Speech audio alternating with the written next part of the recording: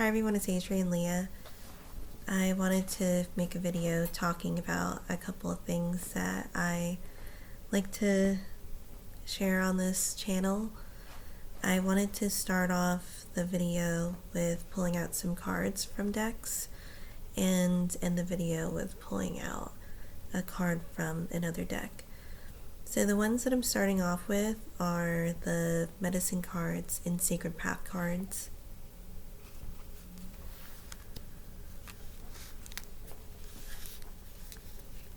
These are earlier editions of the decks, so they'll vary in coloration and in cardstock, especially with the the medicine cards.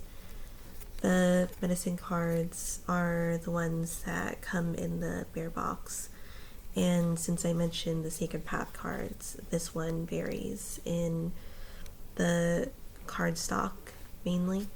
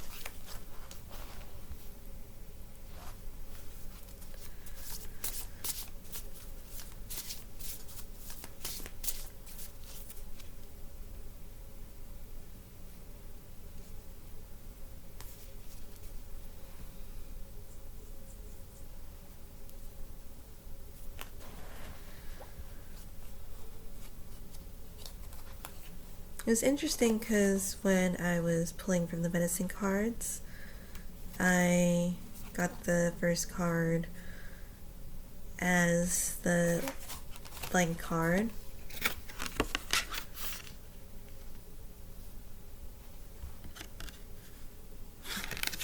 Under the deck is another blank card. And just randomly a blank card, and I keep my deck shuffled because I don't keep them in order, and they definitely have animals here, and I just pulled another blank and another blank, so majority of them are animals. Then the card that I pulled from the Secret Path cards is the giveaway ceremony release.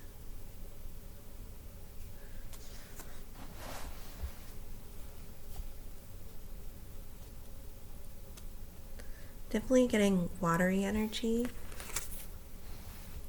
especially from this one. You can see that there's a starfish, 2 yins, and some feathers. Feathers mainly representing the sky to me, but also communication. Something, it seems like very deep in emotion, and with the red river, you'll see that there's a red bead here and also here. And this could even be like a pebble and a shell here. And then there's coral on this one. So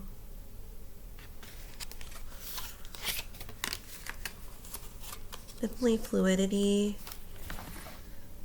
The ebbs and flow, especially with certain times in your life, could be cycles, even a sensitive or emotional time.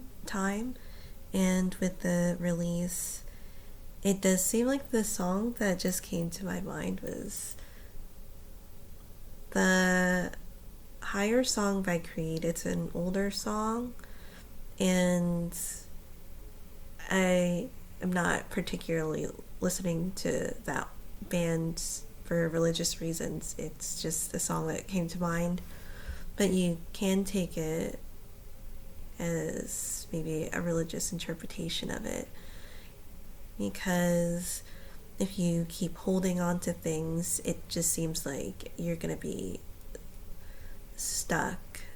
And once you stop fighting the waves and just move forward, or the tides and just move forward, then you'll be able to get out of that area and then get to the easier part of the sea for the most part. And then of course there's the things that occurs, especially with life, but for the most part, to just stop trying to control and to go with what life has to offer.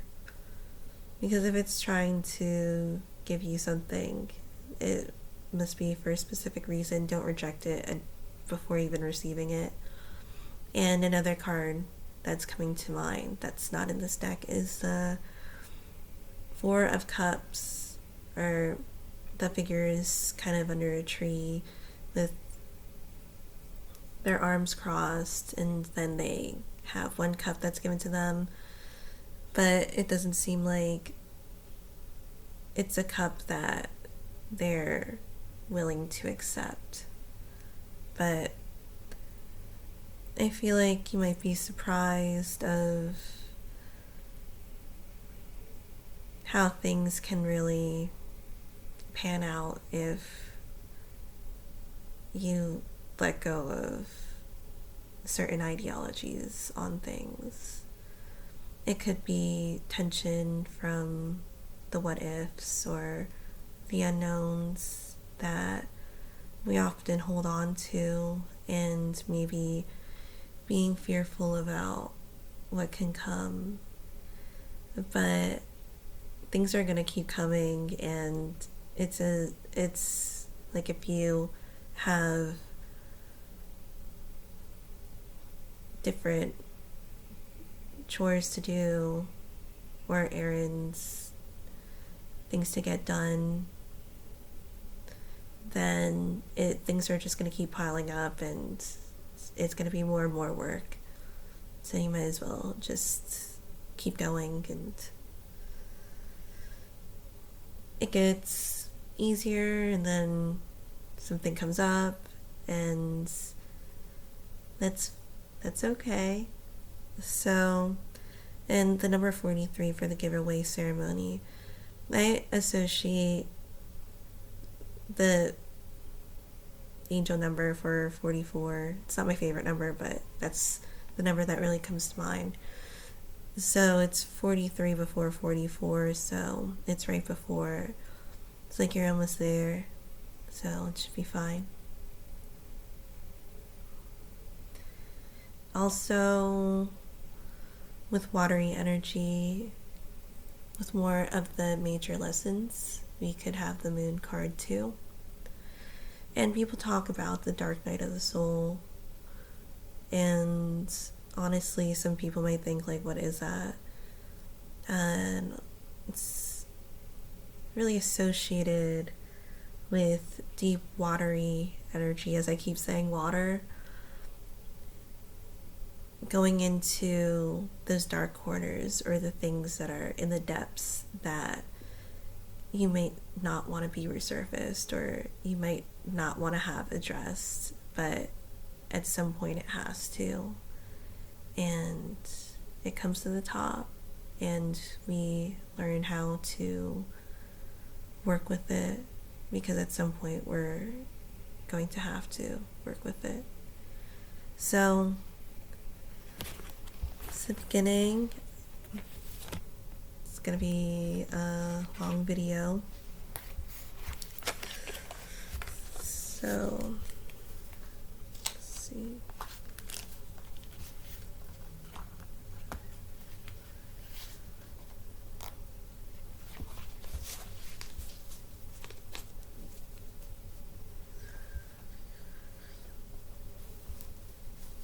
I was also watching The Song of the Sea because I've been around the apartment getting a couple of things done myself, and in my downtime I like to knit to make progress, of course, and to also enjoy the craft of it. And it's one of the sweetest movies. It's an Irish tale about selkies, which kind of ties into different things of what I like, and also stuff in life and knitting, of course. So Maka, an aspect of the Morgan, was mentioned and shown in the movie, which was cool. And I do have the Morgan plaque above my bed, so this is the one that I have. And I did cast on a project because I'm a fourth of the way finished with the sleeves, so it's almost done. I'll definitely have it finished by the end of the month. But the one that I'm working on right now, or aside from that sweater to finish, is the Sleipnir sweater by Jenna Koskett, and it's a pattern off of her Ravelry page. The main part of the color work is this here, and I'll read a little bit of the information that it has on the sweater. Of course, I'm making it into a cardigan, as I made this sweater into a cardigan.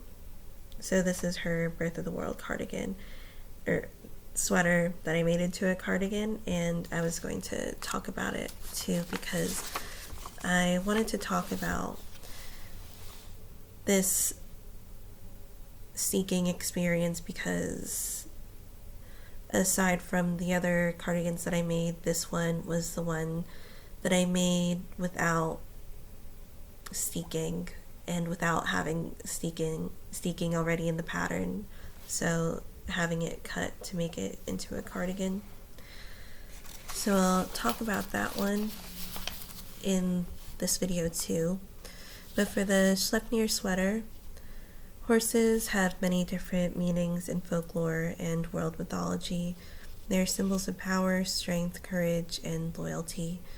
In Scandinavian mythology, Odin has an 8-legged horse named Sleipnir who lives in Asgard and helps warriors find their way to Valhalla after they die. Inspiration for this pattern comes from a Viking period runestone discovered in Gotland, Sweden. In Tagveden, stone is painted with terracotta and white. It illustrates Odin with the horse Sleipnir, Valkyrius, and a longboat. So this is a pattern that I've been wanting to knit for a long time. I've had it for a while. I initially started it with stash yarn that I was given from another knitter, but I don't think that it was necessarily meant for knitting. It was denser and it was sore on my hands, so I didn't use it for this project. So it dawned on me when I had the other yarn, the tweed yarn, that I would want to knit it with this one, because the color palette that I had was navy blue with a sand color. I did change it up a little bit. So the bag that I have it in right now is this bag, and I love this bag. It's one of the bags that I've wanted, and I eventually got it. So there were 2 bags that I was looking at on Etsy that I've really wanted, and I eventually got both of them at some point. One was the rabbit one that I've wanted for a couple of years, and then I got it last year, and I got this one last year, but I saw it a couple of months ago and I eventually got it. So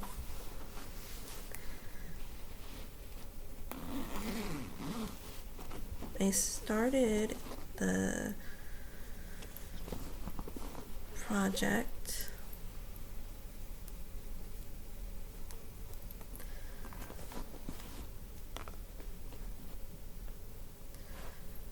so I'm using the 2 pearls for the steek. I eventually discovered that I really like this method of steeking because there's different methods, and I've tried different types. I thought it was fitting, especially with having the tweed yarn in the bag that I have it in right now.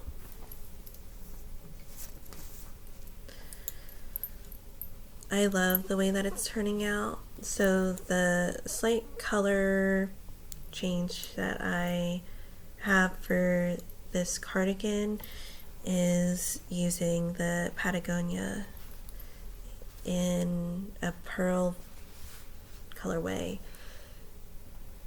because it has more of a gray undertone to it, which I think matches so well with or goes so well with the navy. I did get all of the balls at the yarn shop that I saw this at, so I have 3 balls of this universal yarn DK tweed superwash, and I am a couple hundred yards off, which isn't unheard of for me because I usually play yarn chicken, and that's what I do with this too. So I don't mind having half sleeves. Some might think like, why are you doing half sleeves? You might as well just like do the whole sleeve or just do short sleeve. And I improvise as being innovative, so I won't mind if I have to do something like that again. This has a good amount of yardage per ball. It's like 284 yards, so I don't think I'm too far off. I feel like I would use, if I did get another ball, it would be maybe 2/3 of the ball that I would have to use up for the last of it. So luckily I'm not going to go too deeply into the pattern, but it's a top-down construction, which is nice, and also nice for adding my steek, because when I did this pattern, there were a lot of modifications that I had to make it into a cardigan. And I am going to remake this one too, to do even more modifications on it, because it wasn't meant to be a cardigan. So this one, the one that I'm working on, the Sleipnir, reminds me of the plaque and the horses and the Song of the Sea with the water, and just, I love the tweed.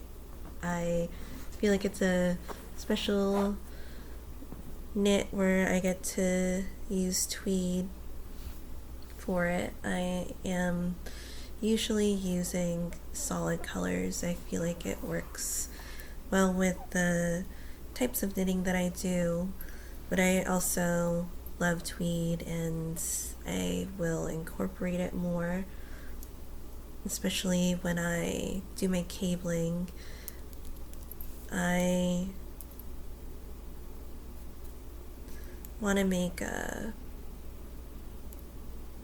vest, a cabled vest, and I'll do that at some point because I have some projects that I am working on. And to mention again, I did finish off this pouch and I will add a button to it, but I love this pouch. It was initially going to be a fingerless glove, but it holds a deck in it. I'm going to do another gift knit. It's going to be slightly different because this is a specific shape. I'm not sure how useful it will be, or if it would be better to do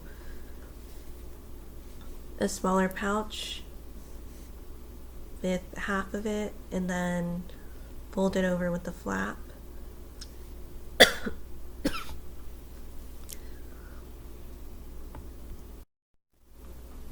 Sorry, I got wool in my face.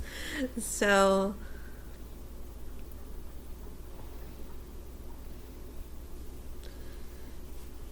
I'm definitely happy that I'm going to do a gift knit because I really do love this pattern, and I'm happy that the person likes this pattern too. I think he'll like it either form, so I'm going to start it and then see how it goes from there when I'm in the process of making it.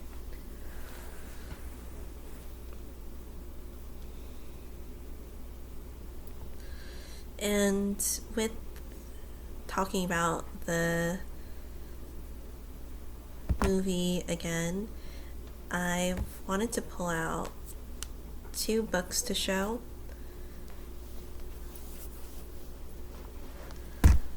So the first one is The Magical Mermaids and Water Creatures by DJ Conway. I do like this book. I enjoy reading about the different types of beings. This is one that I do like to reference.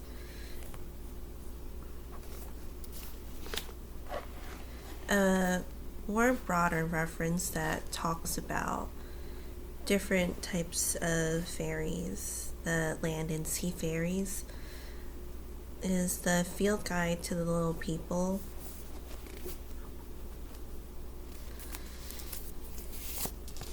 I love these books. They have identification in their habitat and their storylines to go with the fairy too. So it's nice to read on them.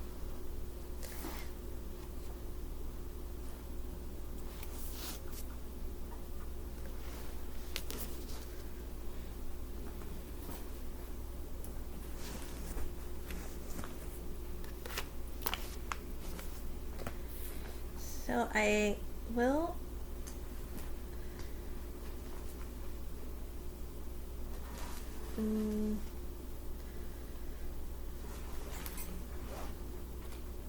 put either these buttons on my cardigan. This is more of a medium size. I got this at the Shenandoah Valley Fiber Festival last year. And I also have smaller versions of these buttons. I haven't opened it so you can't see it, but they're in bubble wrap.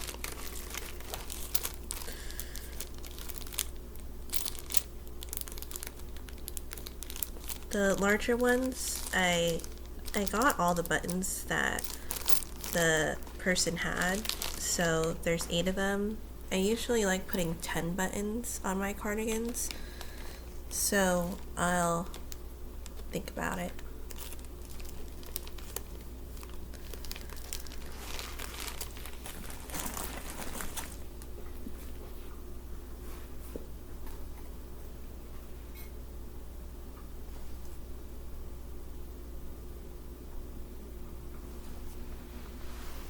I think I'll have my discussion and also knit.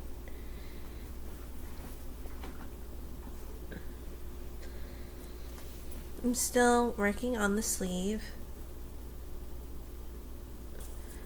for the Nuna sweater.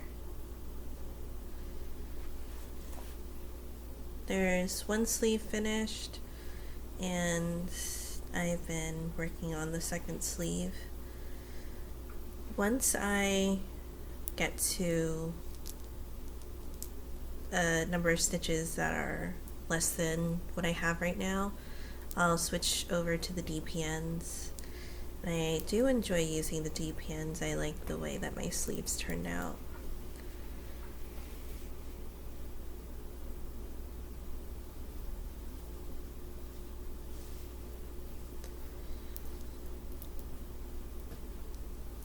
So for this cardigan, again, this is the Birth of the World cardigan.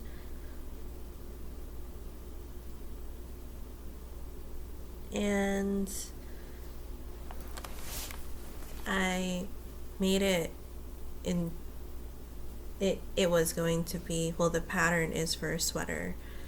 So this is one that I still wear. It's the first pattern that I added a steek to, and at that time I didn't have, I've never done a steek on other garments, so I was looking at videos and reading on the different methods, and with this one I did the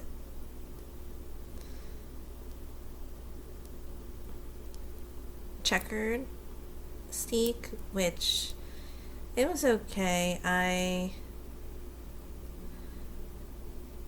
didn't think that I would stick with that one. I really liked the purled steeks with just having 2 purled stitches and then cutting it in the middle after finishing it, or it may be reinforcing it depending on the type of yarn that I used. So I also reinforced it with the crochet reinforcement, and wasn't that enthused by it, so I definitely prefer the sewing machine method because the thread is thinner and it was easier to cut when I was doing it. And with this pattern, I had to add short rows. It doesn't have short rows, and it has a wide neckline, which I usually enjoy, but for a cardigan I brought it up a little bit, but sorry, that's my cat, but I want to bring it up even more. And since it was a bottom-up construction, I was mindful about my decreases, especially going into my color work. So I've had to keep some rows and numbers in mind because sometimes the decreases would fall on where the steek was for me. So I adjusted it, but it did turn out nice for me. I still wear it all the time, and that was another thing, to go back to the Sleipnir cardigan, because I love making garments because I wear my knit garments almost every day. So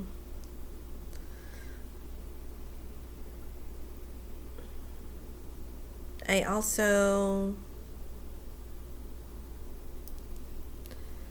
did, again, half sleeves because this one I had significantly less yarn. I won't have as less yarn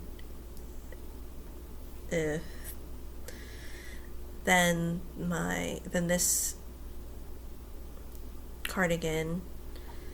For the Sleipnir, I should have a good amount, and I added some black at the end for finishing off the sleeves. I also did a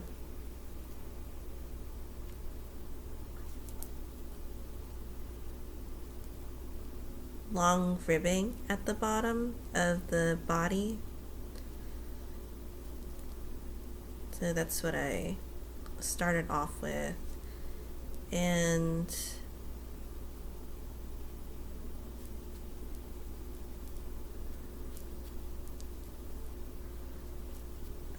I like the long ribbing in general, but it was also because I don't have a lot of stamina when it comes to plain knitting. If you've watched my videos or are a person that is my friend, you'll probably know that I am pretty hyperactive. I like to do lots of things and keep my mind occupied. Color work is exciting for me. There's a couple of reasons why I like color work. I feel like it reminds me of painting and drawing, because you have something that's forming, and that's also exciting too. And I tend to knit color work faster because I use both of my hands to knit when you hold the yarn in different hands.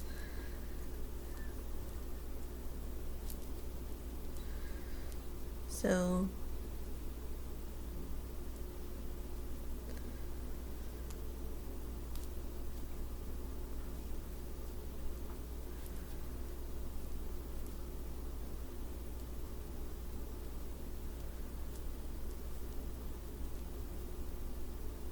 I do have yarn for this cardigan to make over again. I have the cozy alpaca. I have it in the black and in purple. So I do love the cozy alpaca too. It's super cozy, super cozy.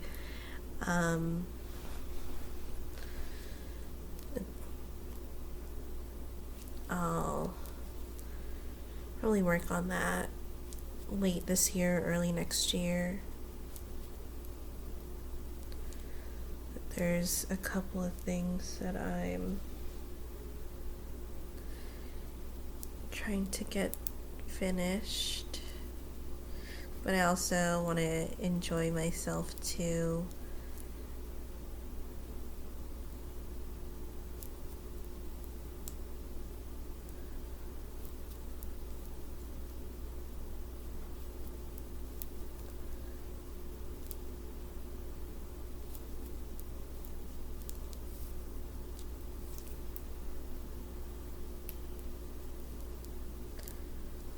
The Song of the Sea also came with the Book of Kells, or The Secret of Kells, which featured the Book of Kells.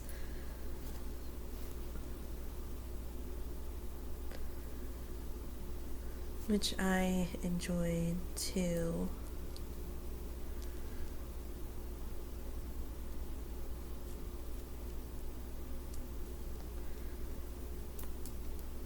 I'll start to pull out a card for the end of the video.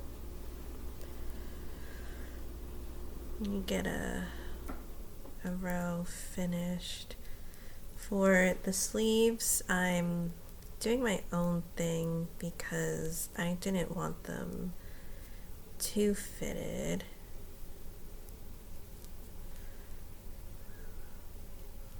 So for the sleeves, I'm decreasing every 6th row.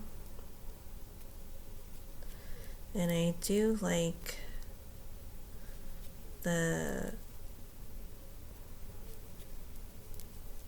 how gradual the sleeve narrows.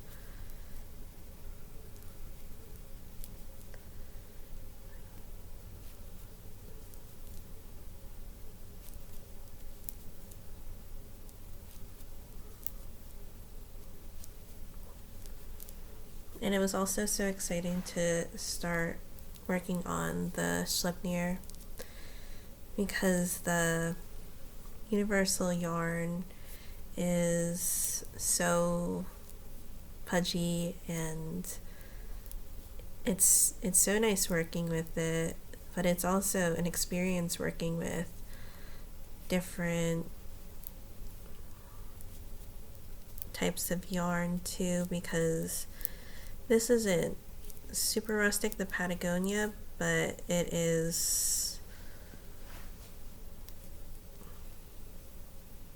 not as soft as a superwash.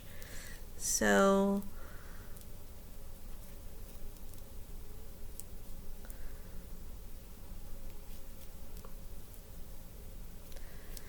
I did see that there was a closeout sale for some of the universal yarn on yarn.com, where I get a good amount of my yarn from. And of course I don't really need yarn, but I was seeing the ones that would be good, because it's a nice yarn to work with how it feels, and then the price point of it too. It's not super expensive, and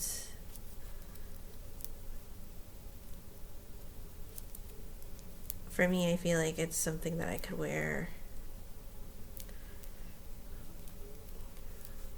a lot.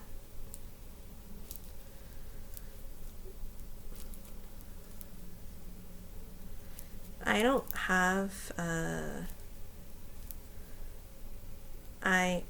when I wear my garments, I have heard that there can be irritation with wearing wool against your skin, but I feel like my skin, especially my arms, aren't that sensitive, so I haven't had that experience. So I like to try out different types of yarn,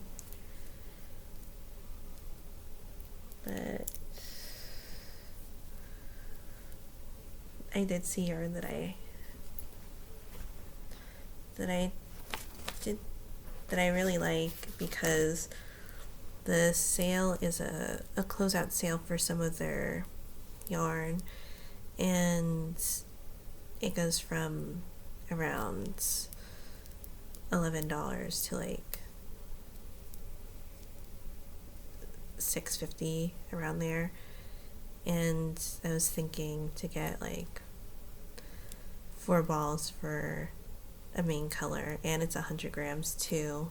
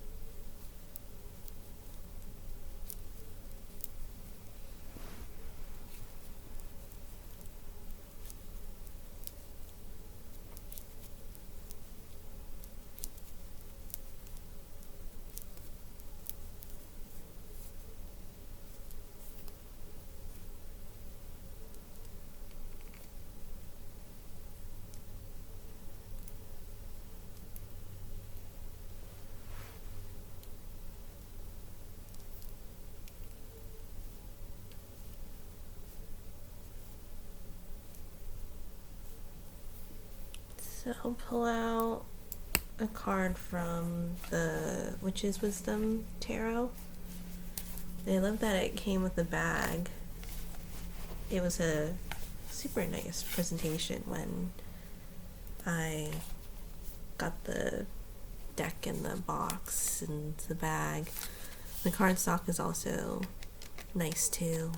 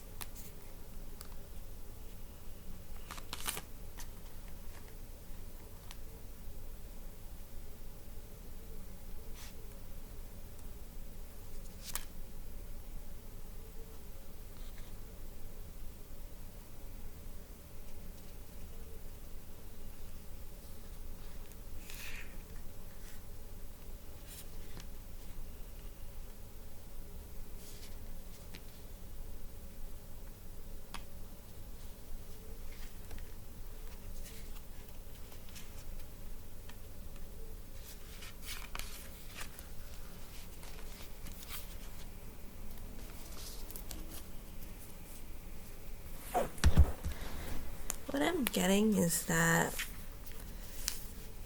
there's a method to the events that are going on. So you start off with the 2 of Fire, the 2 of Wands. And as you can see that the snakes are intertwining at the bottom, but they're separate at the top. Also they also represent a stang too. That could be an opening, and even in the back you do see an opening. With the 2 of Wands, it's more of planning, but as you can see, there are some weeds there to get through, especially for certain types of plants. There's usually an outside that it makes it hard to get into the benefits of the plant.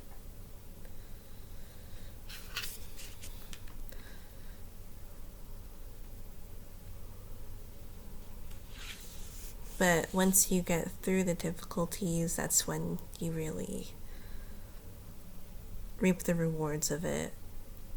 And so it does feel like a time of really pushing through, even in times of drought, and feeling like there's lack. You maybe a shift in perspective too.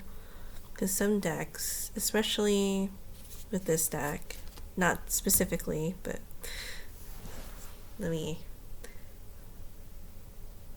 start over with that. So, just to say, some decks switch air and fire with the elements of swords and wands. And so, I'm just putting it out there because in this deck too, they switch the major arcana around, and I did add some of the numberings to them because they put it backwards. And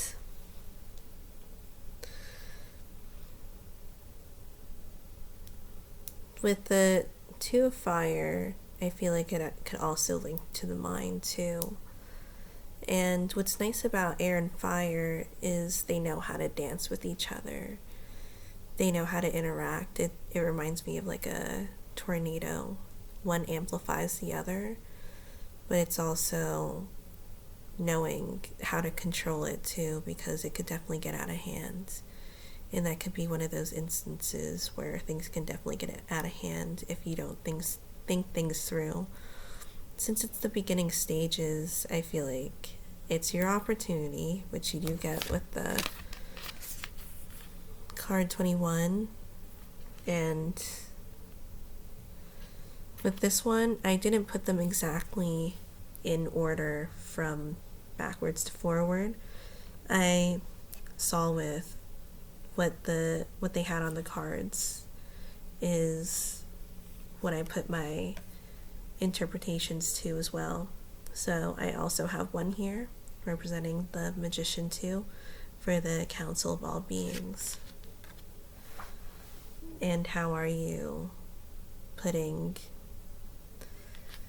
your abilities to the test? And the things that you're capable of and the things that you can work towards. Because the Two of Fire is with you planning and what are you working towards and how are you going to get there. So that's the beauty of the Two of Fire or the Two of Wands, is because there's always that potential. So the lack can come from the Two of Swords or the mentality of it, which in essence can be intertwined together. And again, index may be changed. So there's also having sensory with that too. Another card that I saw is the Craftsman of Air. Also the Queen of Swords, Queen of Air.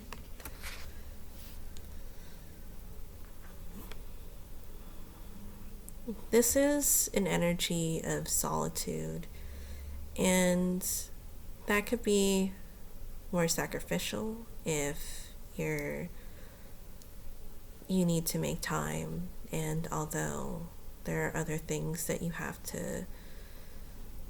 would like to attend to, this is something that's important.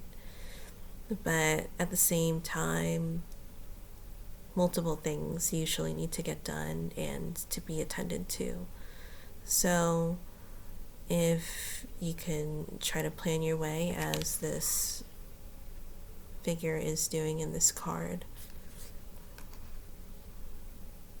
there is the harp here, which can link to the Libra too, with things being harmonious.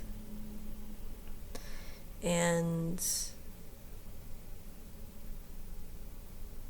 I'm also getting justice for yourself.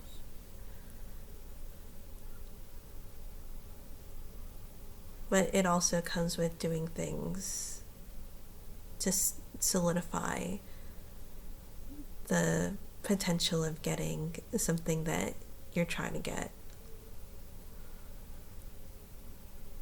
It doesn't seem like something just comes to you at this point. And even with the planning, it looks like there's also something being created here too. And a lot of times science, it needs to be exact. So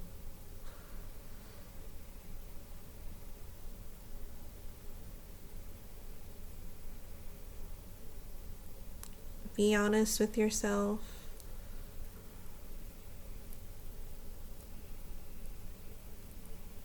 With the Queen of Wands, or Queen of Swords, and again me switching it, the Queen of Swords is one that can be upfront about something.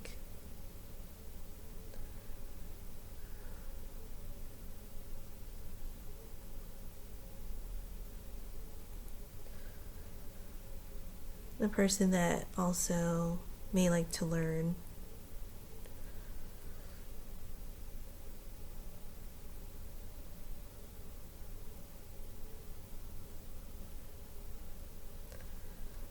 And to be vocal too, the crow there stands out to me. And another animal is, it's the whale, and also the giraffe in the back, or the shadow of the giraffe. So the depths of your emotion with the whale, and sensory or perspective with the giraffe. So thank you guys so much for watching. I hope this was interesting, and I'll see you in another video.